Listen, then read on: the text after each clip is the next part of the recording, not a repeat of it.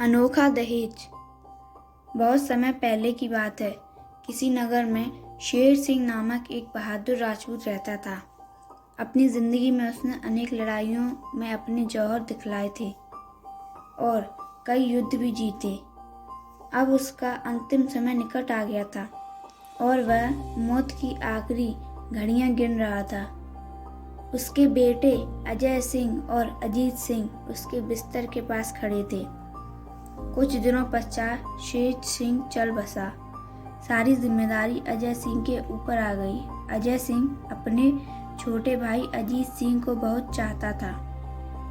उसे अपने भाई पर गर्व था, मगर अजय की पत्नी अजीत को उतना पसंद नहीं करती थी।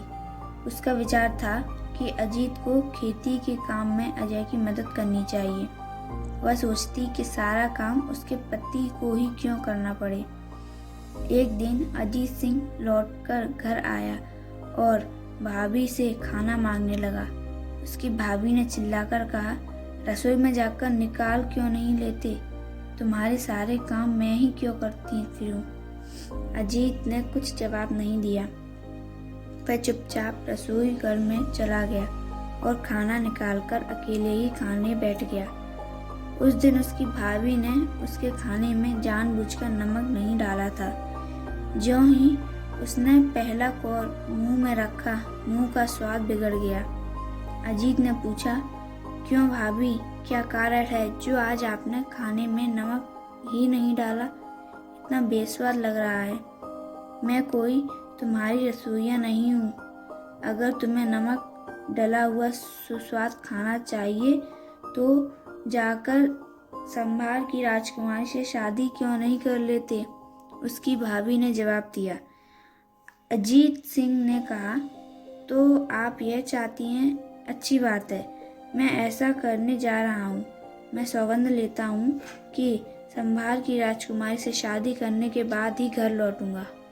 राजमहल पहुंचकर उसने राजा से निवेदन किया, महाराज, मैं आपके दरबार में नौकरी करने आया हूँ। राजा ने अजीत सिंह को देखा। अजीत सुंदर, सुडौल तथा ताकतवर नवयुवक था। राजा को एक ही नज़र में भा गया। अजीत के बोलने चालने का ढंग भी सभ्य और शिष्ट था।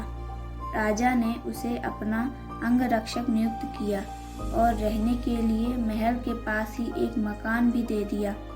नौकरी पाकर अजीत बहुत प्रसन्न था। एक दिन संभार के राजा ढेर सारे लोगों को साथ लेकर शिकार खेलने निकला।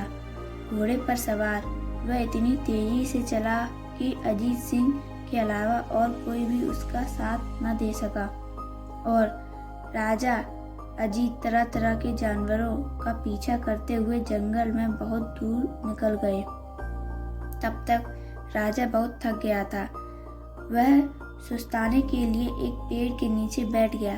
थोड़ी ही देर में उसे नींद आ गई।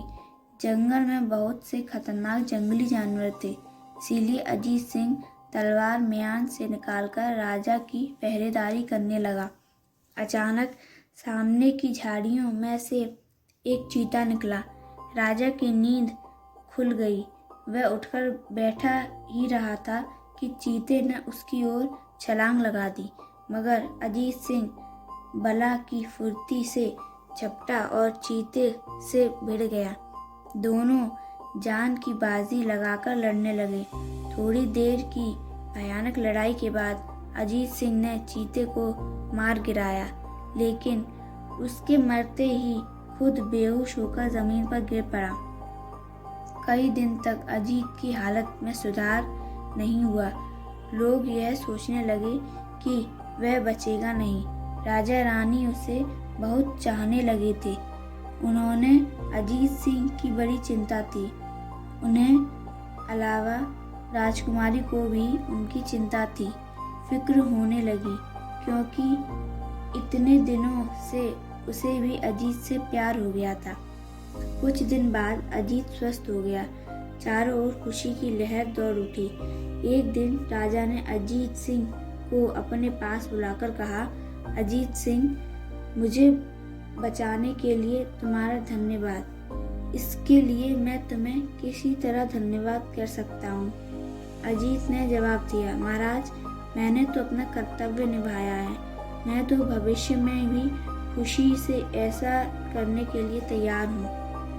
अपने बहादुर अंगरक्षक की बात सुनकर राजा बहुत प्रसन्न हुए। वे बोले, तुम्हें यह जताने को कि मैं और महारानी तुम्हें कितना चाहती हैं, हमें सिर्फ एक ही उपाय नजर आ रहा है कि हम तुम्हारे साथ राजकुमारी की शादी कर दें।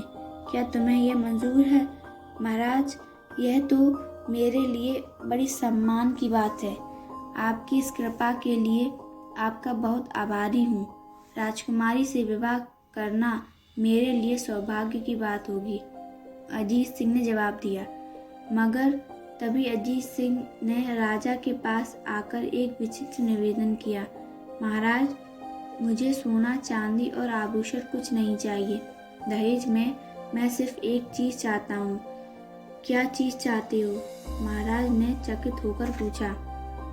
अजीत सिंह ने उत्तर दिया, महाराज, अगर आप मुझे संभार नमक से लदे हुए 100 ऊंट दहेज में दें तो आपका बड़ा ही आभार मानूंगा। इस अजीब मांग से राजा और रानी दोनों ही बड़े चकित हुए, परंतु जब अजीत सिंह ने नमक का ही दहेज लेने पर जोर दिया तो वे मना भी नहीं कर सकते। अजीत को घर छोड़ कई वर्ष बीत चुके थे। जैसे ही अजय सिंह को पता लगा कि उसका छोटा भाई घर वापस आ रहा है, वैसे ही वह दौड़ा दौड़ा उससे मिलने पहुंचा। दोनों भाई गले मिले तो खुशी के कारण उनकी आंखें छला गईं। इसके बाद अजीत अपनी दुल्हन को लेकर भाभी के पास आया। भाभी के पैर छूकर उसने कहा, यह मेरी पत्नी है, संभार की राजकुमारी। यह घर के सारे कार्य में आपकी सहायता करेगी। इसके अलावा दहेज में मुझे इतना नमक मिला है कि जीवन भर खत्म नहीं होगा। यह सुनकर अजीत की भाभी रोने लगी। उसे वर्षों पूर्व कही गई अपनी बात पर बहुत अफसोस हुआ। उसने बड़े ही प्रेम से राजकुमारी बहू का स्वागत किया। उसे इस बात की प्रसन्नता थी कि जो कुछ भी हुआ उसका अंत भला ही हुआ।